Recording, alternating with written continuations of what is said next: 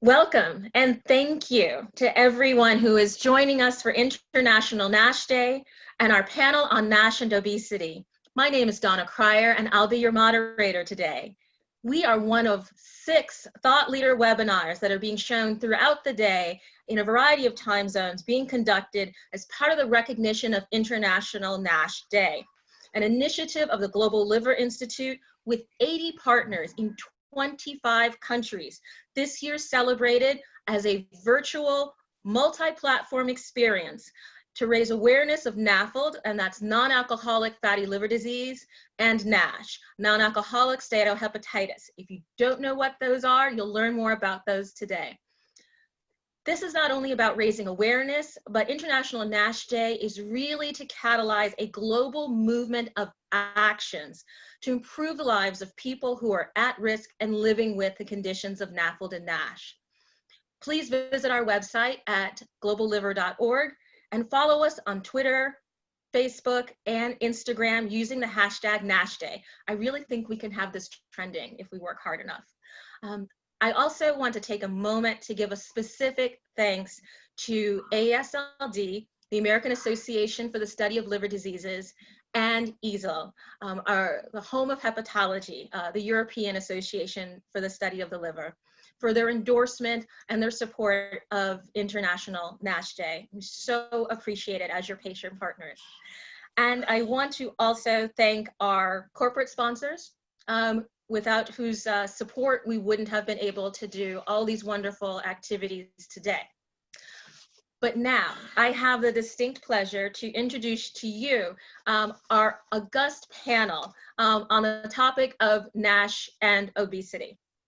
And so over the course of the next 45 minutes, I'll be introducing you to and having a wonderful conversation with Dr. Arun Sanyal, who amongst many titles is Professor of Medicine at the Virginia Commonwealth University.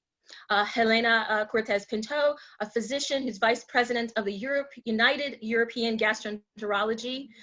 She comes to us from Portugal. We have Dr.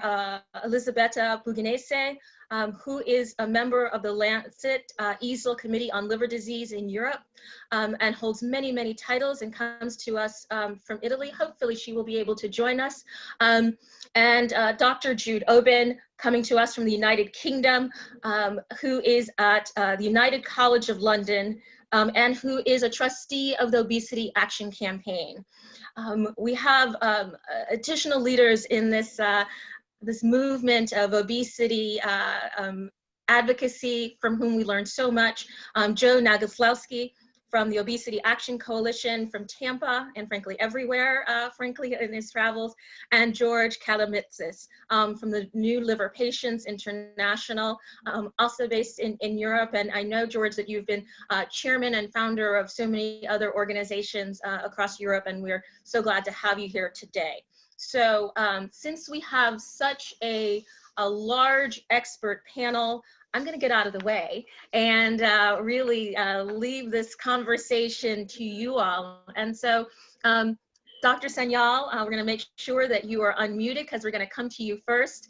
I've had the pleasure of presenting on this issue with you on 2, soon to be 3 continents, and now today virtually. And so as a clinician, researcher, and public health advocate, how would you have us think about these overlapping issues of NASH and obesity? Dr. Sanyal,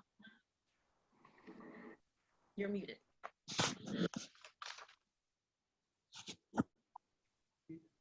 There you go. Can you hear me now? Yes. Perfect. So first of all, thank you for having me on. It's great to see everybody here. Great to see a lot of old friends. Helena, hi. And I don't see Elisabetta, but anyways, responding to your question, you know, there is no question that obesity is part of the root cause of a lot of different diseases. And these include type 2 diabetes, cardiovascular disease, a general increase in many different types of cancers. And now we've added NASH as a bona fide part of that spectrum of significant obesity-related diseases. And it's related not only to obesity, but actually also to type 2 diabetes and cardiovascular disease.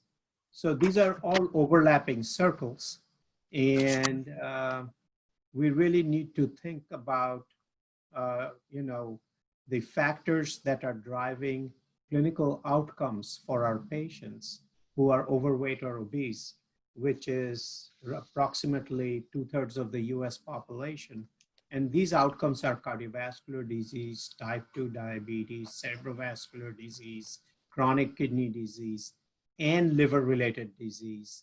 I think thinking about NASH out of context probably will not be very helpful in the long term, in developing public health strategies. Obviously, you have to, when you're developing a treatment for NASH, you have to focus on NASH.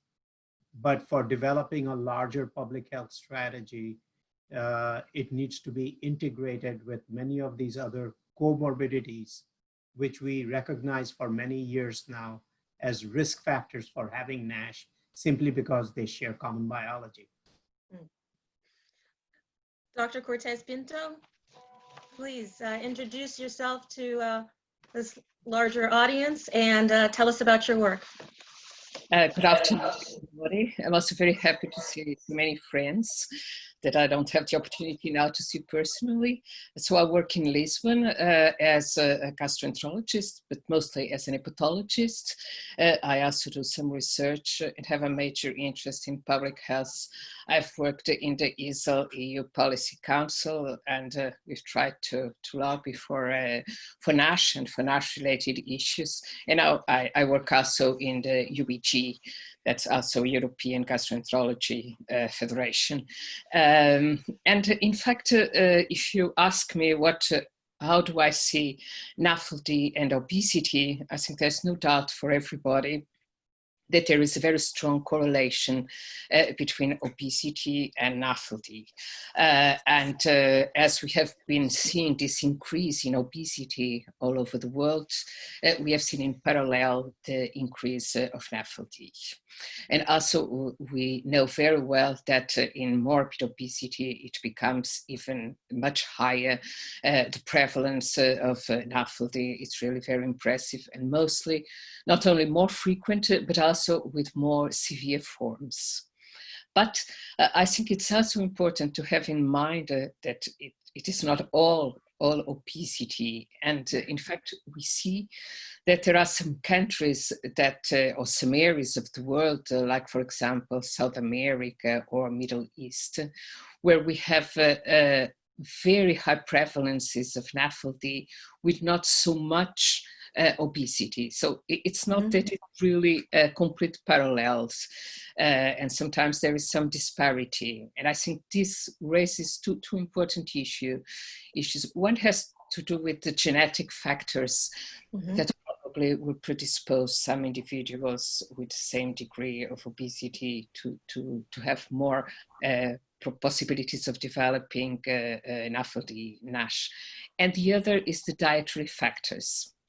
That because of course obesity always, or most of the times, has to do with some dietetic special forms of eating, and of course this has an important impact in the possibility of developing NAFLD. And it's possible that some patterns of food have predisposed much more to developing NAFLD than others. And of course, there's also always the problem of alcohol, and to which extent small amounts of alcohol can also contribute to the development of NAFLD. So I think there's no doubt a good parallel, but and we also have seen that countries that have more prevalence of obesity have more prevalence of NAFLD, but other factors are also very, very important. Thank you. That raises so many important issues that I think we'll pick up on over the course of this conversation, particularly the issue of lean NASH, in addition to what we commonly know as NASH concurrent with obesity. So Dr. Oben, you bring both a clinician's perspective, but also an advocate's perspective to this. So tell us about your work. Yeah, so I'm like Helena, I'm a gastroenterologist, hepatologist. I'm half based at St. Thomas's, London, and half based at University College London. So my lab in hepatology is at UCL, but my clinical work is at St. Thomas's. But my advocacy, I'm lucky enough that St. Thomas's is based opposite the Parliament building. So we get to visit Parliament a lot to go and persuade them that this disease is very important and is costing the UK economy a lot of money. In fact, obesity itself costs something like £5 billion a year. That's equivalent to the GDP, the amount of money that a country like Malta or the Bahamas makes every year. That's how much obesity costs the UK economy every year. And two things. The idea that obesity is clearly related to NAFLD and NASH, I think it's incontrovertible. And EASL came out with a policy document last year talking about the rise in NAFLD, paralleling that in the rise in obesity. Brilliant. The second point about lean NASH and what we call this disease, I think it's important. My patients, when I say to them, you've got non-alcoholic fatty liver disease, we then spend the next 5 minutes with them saying to me, but I don't drink, doctor. And I say, I didn't say you drank. I said, you've got non-alcoholic, but I don't drink, doctor. And so it goes on. So I think the name is important to the point now that I tell them, you have got obesity-related liver disease. Rather than saying to them, you've got NAFLD, and then as I've said, we then spend the next umpteen minutes arguing, trying to persuade them that I never said alcohol. So I think there are lots of issues to discuss. One, in terms of, as has been mentioned, the public health aspects of this. Two, the name. And three, precisely how do we define obesity?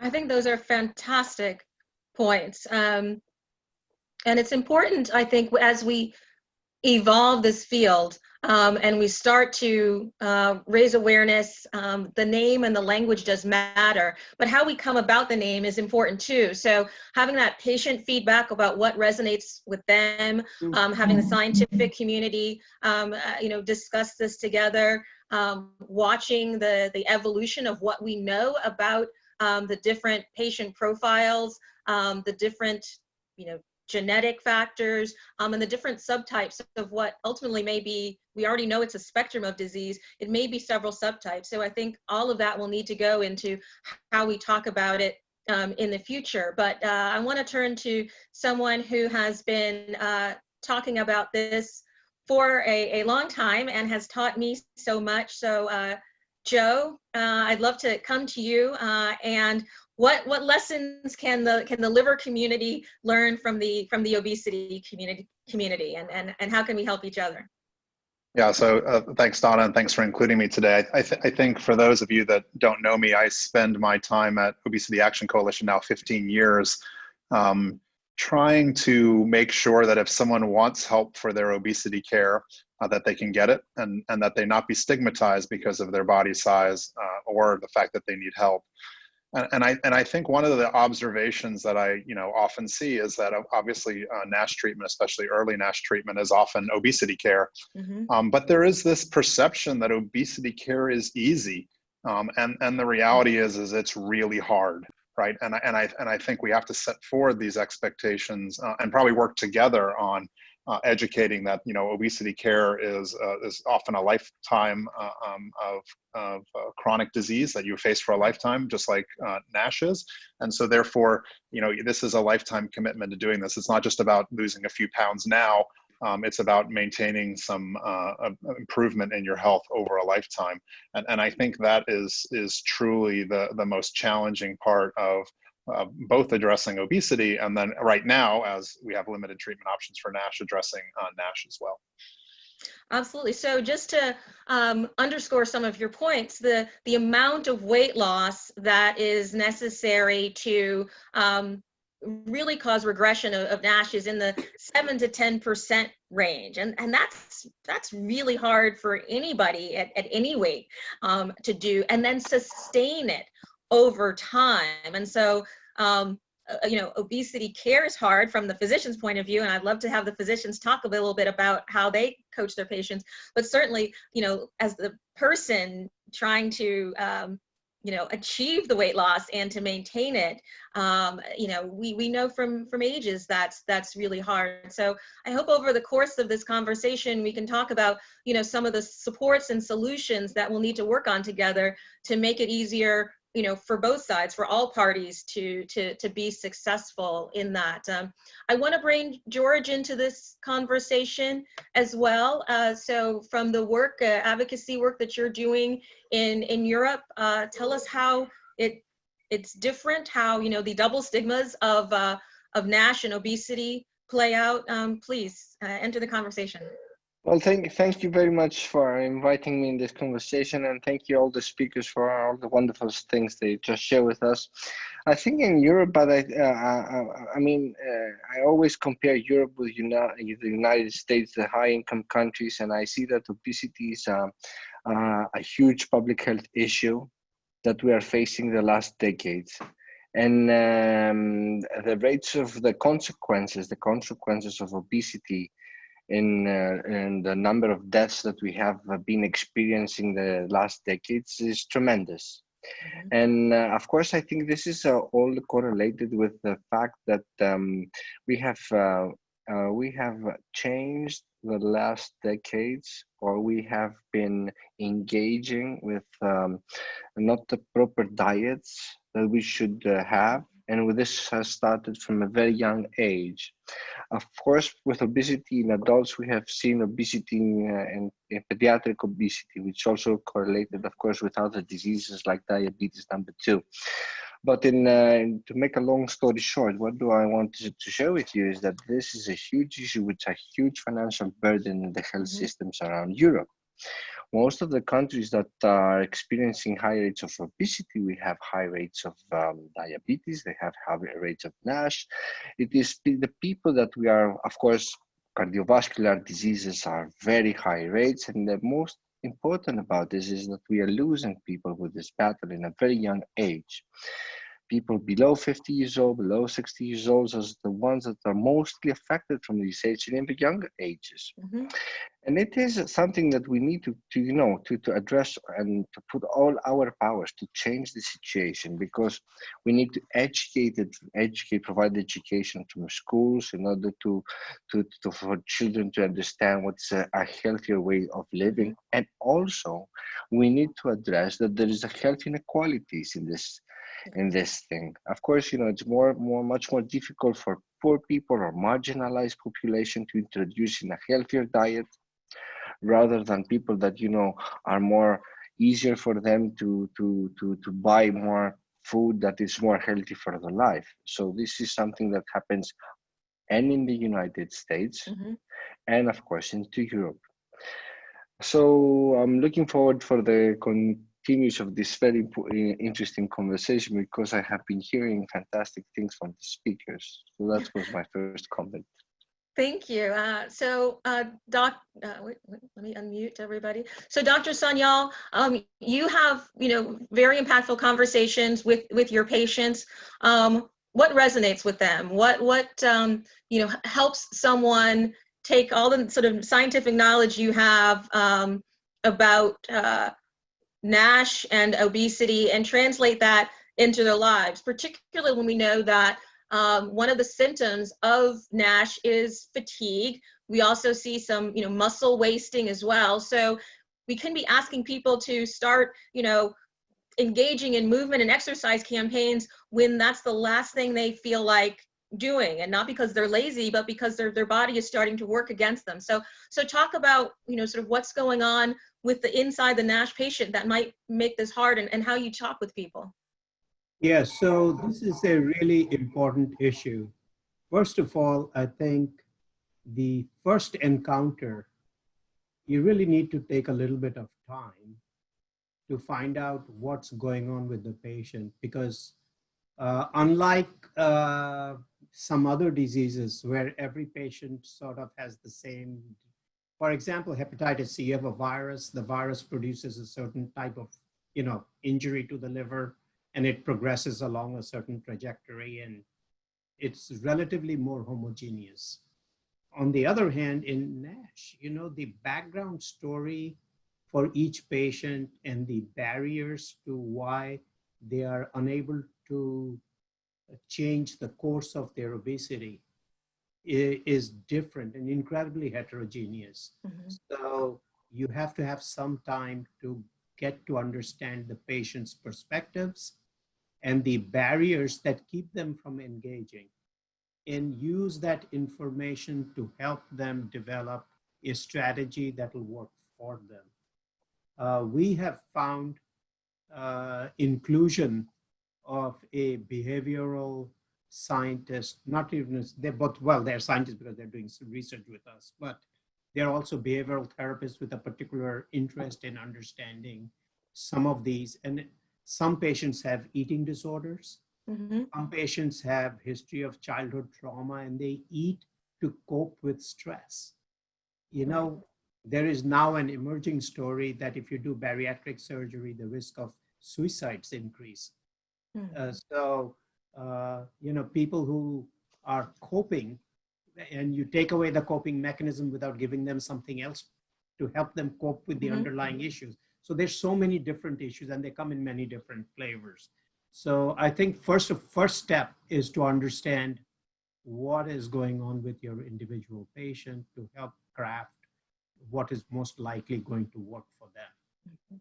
Also, number two, the diet recommendations have to be provided in a cultural, social, and economic context that is practical. Taking someone who has never seen, for example, seaweed in their life and asking them to engage in a very Japanese Okinawa diet, where there are these zones where people live to be 100, and they're different. Similarly telling someone who has an Asian background to live on a Mediterranean diet is not going to be extremely successful. So it all has to be in the right context. So I think being a little more thoughtful about the recommendations we make. Our body language tells a lot to our patients. I think we have to be sure that we are not providing the perception that we are judging our patients. We have to watch the tone of our voice. And that way, you are disarming the patient, you're engaging them in their own health process and getting their own buy-in to making those kind of changes. Something we've learned about the science is that the fundamental problem is something we call metabolic inflexibility. Now, when you are fasting, your body's fat stores release fat, which are primarily burned in the muscle for energy. That's actually how you get rid of excess fat in the body. And when you eat, your body switches to sugar as your primary source of energy. But once you use up your sugar stores, then you start burning your fat. When you become metabolically flexible, you can go flip back and forth as needed.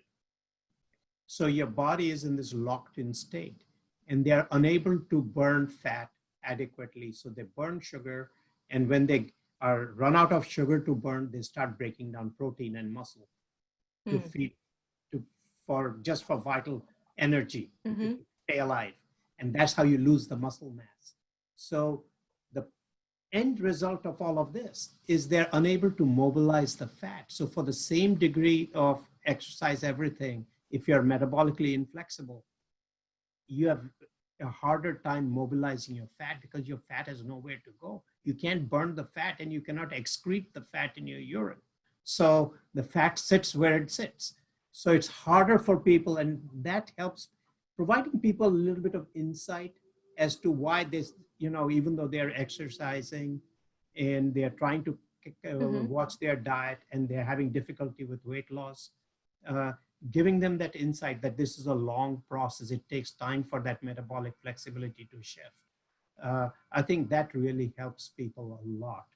And then, of course, focusing on the liver disease, we try to identify how scarred up their liver is and try to identify people who have already started scarring down their liver, because that's the target population that is most likely going to have a liver-related outcome. And we try to target them for therapeutics. Helena, does this type of approach, this messaging, work in Portugal as well?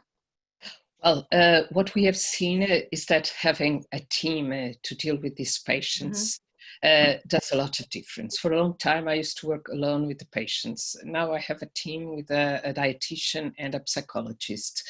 And I think that makes a lot of difference because it's, as Arun said, patients are all very different, and the reasons why they eat more than they should, it's different from one to the other. And it's important to have the time to discuss with the patient the way he eats, the way he exercises, how can he change it, what possibilities does he have. So for me, it's very important to have a team, because usually, at least I don't have the time to spend discussing this with a particular patient. So I think this is a very, very important point.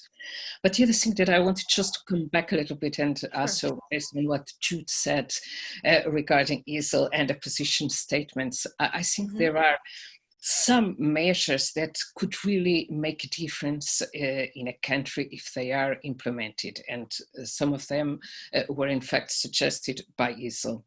And one of them, for example, is the restriction of the times of the marketing and advertising to the children, and the other are the fiscal measures to put more expensive the sugar and sweetened beverages. Because this comes also to the point where obesity, although many people consider as a self-inflicted disease, it is not really, because it depends on this environment that tries to put you eating specific kinds of food and eating more and more. So, and on that, I think that we could have an important role. For example, I had the opportunity also to go to the EU Parliament sometimes in my position with EASL, and I realized that politicians were very sensitive, for example, to childhood obesity. Right. So if we find a way to try to address with childhood obesity, and I think that's where it all starts and where all the problems begin, and try to implement measures that reduce childhood obesity, and this is very much the fiscal measures, the increase in the price of the sugar things, this can make a very, very big difference. And also the other things was to try in any way to change the structure of the cities in order to give the children more capacity to, for example, to play outside, as I used to play when I was a child. Coming from school, I used to go to the street to play instead of staying at home. And nowadays we know that many streets are not safe or are not good for children. So I think there are several measures where we could, if we could really convince politicians of the importance of these factors so that they could be changed, I think this would make a big difference. Because as I said, then when we come to an adult phase, when you are already obese, when you got all this metabolic structure, it's much more difficult to change it. It's very different that if you have never been obese, if you have never got the bad habits either of not moving or of eating. So I think this is an area where policy can change a lot. And of course, even though in this particular afternoon and today we are very much focused on NASH, but obesity is much more than this. And if we could change, and if you could decrease obesity, we would improve a lot of the diabetes, of the cardiovascular complications. So that would be a major issue. And just a very small comment on what you said regarding the name. In fact, there are two good papers. One of them is also, Arun is one of the authors, where it is suggested to change the name for MAFLD, metabolic associated fatty liver disease. And by doing so, maybe we can reduce the reaction of the patients to the name of the disease. And in fact, that was one of the requests of the patients with MAFLD, was the change of the name of the disease to relate it more with the metabolic risk factors. I think there'll be continued commentary on that. I got to say something since Arun, please, Helena yes. brought this up. So in full disclosure here, you know, I was a little unhappy with the paper that came out in its final form in Gastroenterology, because the paper I signed off on did not exactly have that tenor. We raised the issue of the inappropriateness of the word non-alcoholic, but did not necessarily want to go as far as making a name change without being more thoughtful. You know, in the early days of this disease, when we were learning 25 years ago, you know, it was largely in the realm of the academic community. But things have changed, and today, the fact that we are having this conversation with a large number of patient advocacy groups and patients, it is ultimately about the patients. We have worked very hard to educate regulators and government policymakers about the disease and nomenclature. We have ICD-9 codes that have been developed, and a huge amount of infrastructure has been now developed to beginning to start dealing with this epidemic of NASH. And, you know, the purpose of the name change has to be thought through, because there are the law of unintended consequences. The law of unintended consequences could include, for example, you know, now a patient, and at least we have talked to our patients here, and what they tell us is that the word non-alcoholic allows them to actually have a conversation with their family and friends that they have something that is non-alcoholic. It gets them away from this public vision that if you have liver disease, you must be drinking, or somehow something to do with alcohol. And the second issue is, you know, things like Wilson disease, many alcoholic liver diseases are metabolic. It's not a virus, it's also a metabolic fatty liver disease. So replacing one suboptimal nomenclature with another is not necessarily the best idea. There's another paper coming out in Hepatology, of which I am actually an author as well, pointing out that yes, we should have a debate, we should discuss this, but it needs to be multi-stakeholder. And most importantly, it needs to include our patients, because ultimately all of these things are going to impact them.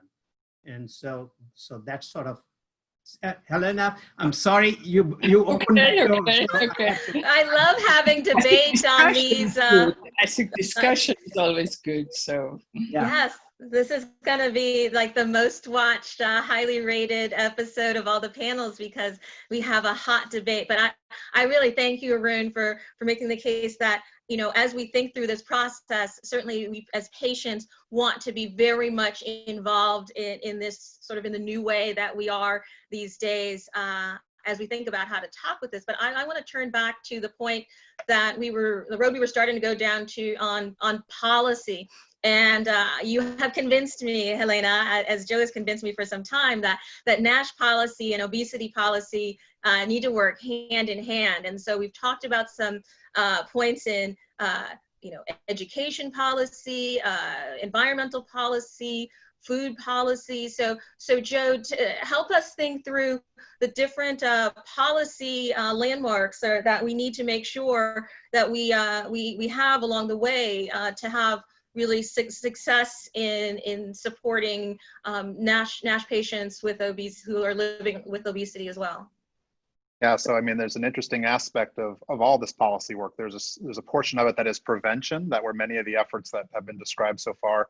But then there's also this aspect around treatment. And I think one of the barriers that most people don't realize is that if my provider today said, hey, Joe, I need you to go and receive care for your obesity, that care is often not covered by your insurance. You're actually in the US and in many and socialized systems around the world, there are very much limits on what kind of obesity care a person can receive. And so I think that's the other side of this coin.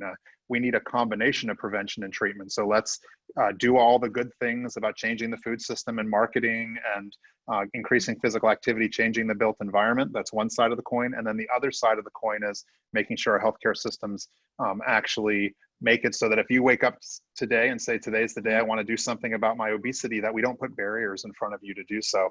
And there are obviously lots of solutions, but most of them rely around what is provided by your healthcare system. Is it paid for by insurance? And unfortunately, most people live in this world where they may have one service covered and not another. And as we talked before, and as highlighted by my distinguished panelists, I mean, obesity often requires comprehensive care, and because people are so different, a one-size-fits-all approach isn't going to work. So we need to make sure that we have multiple options available for people who are trying to address their weight issues. I'm so excited that the American Society for Nutrition is a member of our NASH Council, the American College of Sports Medicine. There are dietitians who are part of the NASH Council.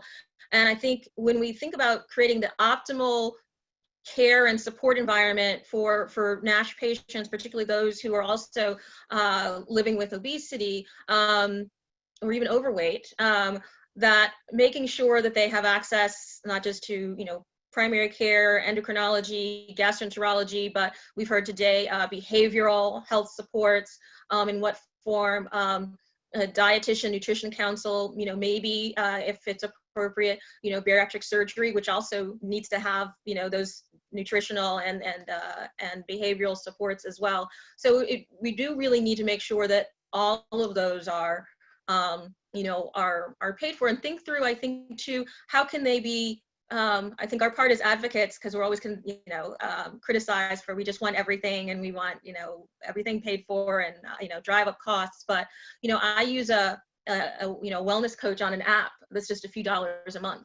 I mean, we have a video chat, even before video chats were so de rigueur, once a week to just, keep me on track with sort of all the behaviors I need as a very complex patient to try to stay on track and as well. So can we scale up things like that, particularly now in this post-COVID, telehealth era? Are there things that, through wearables, through apps, through, in-person or online, support circles and coaching that we can really help, provide to people? We know that the diabetes prevention program had to be translated from a very expensive, sort of high cost, hands-on, bespoke personal trainers to, hey, partner with your YMCA, and how to translate it into ways.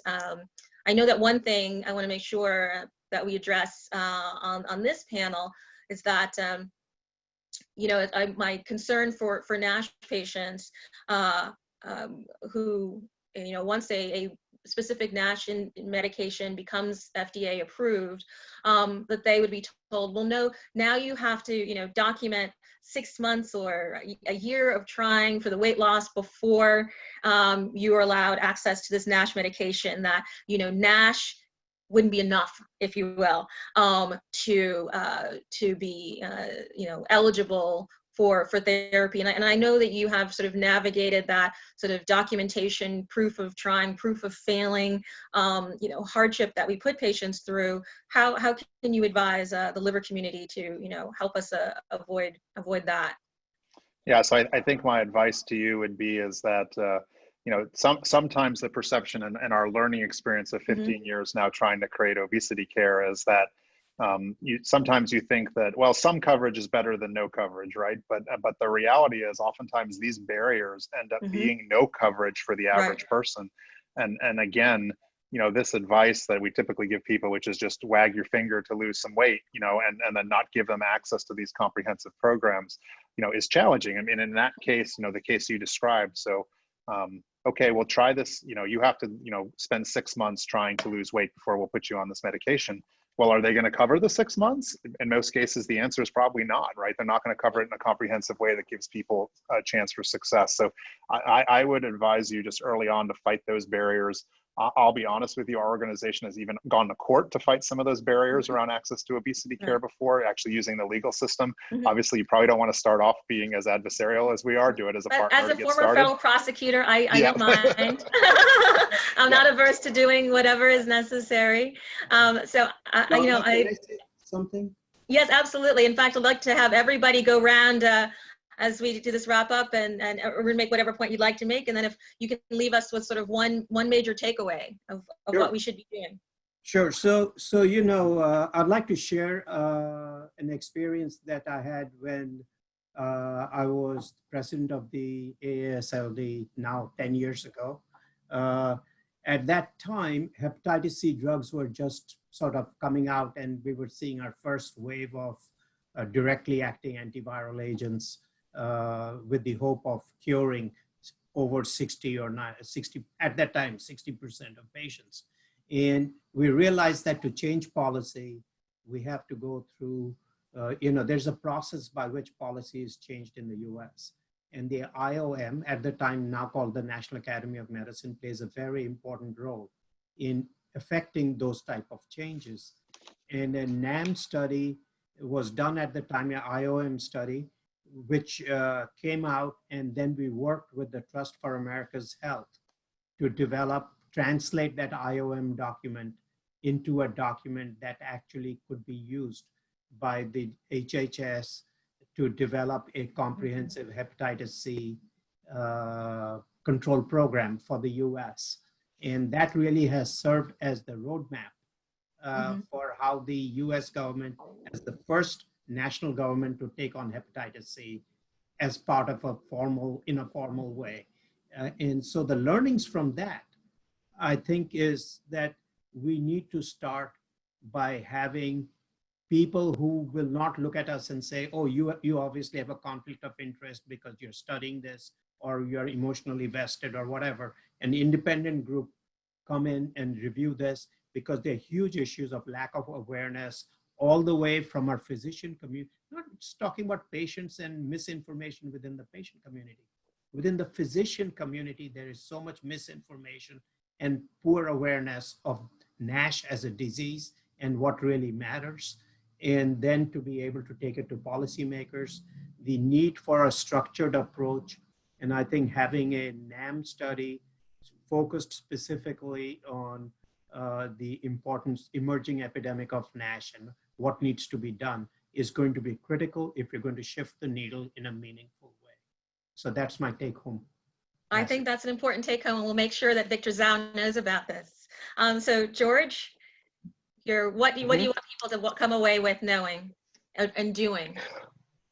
Actually, you know, I would like to answer something also regarding policy. I think policy is very important when we're talking about changing things. You know, I heard the example with hepatitis C, which was, you know, a thing that everybody from the liver community is, you know, has a landmark. Hepatitis C changed a lot of things, especially in this patient community from liver patients. But, you know, the things that I got as an example, and I think we need to follow, is that even with hepatitis C, but the same thing with NASH, is that there were poor policies in the back old days that led right now people suffering for this disease. And somebody needs to take responsibility from these bad policies. And it was happening with the same with the tobacco epidemic.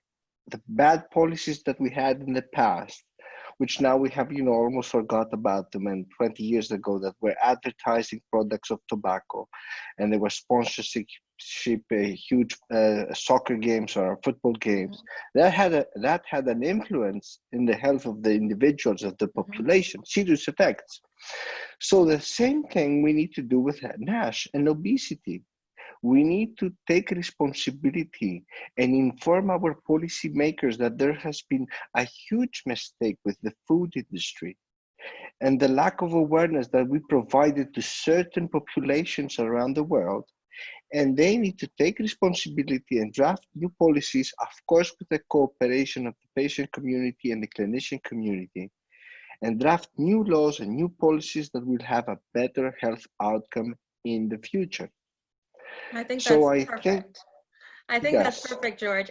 And I can't resist a little known fact. When I was in law school at Georgetown University, I was part of the public interest law clinic, and we helped get Joe Camel removed from the children's tobacco ads, working with that advocacy organization. So, you know, maybe we'll bring it full circle, and that same expertise could be useful once again. It's, you know, if you see, it's your experience, and I think whoever has studied public health, it's always the community, it's always the civil society who has stand up, who had addressed an issue, who have pushed for a policy shift.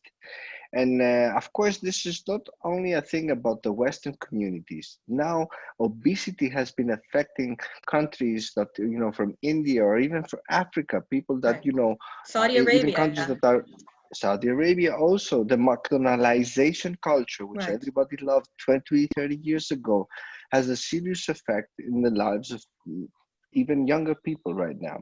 So I think all these shifts, I think all this policy, somebody has to take responsibility, and I think we are the most. I think it's us. I think it's us. I think we're drafted.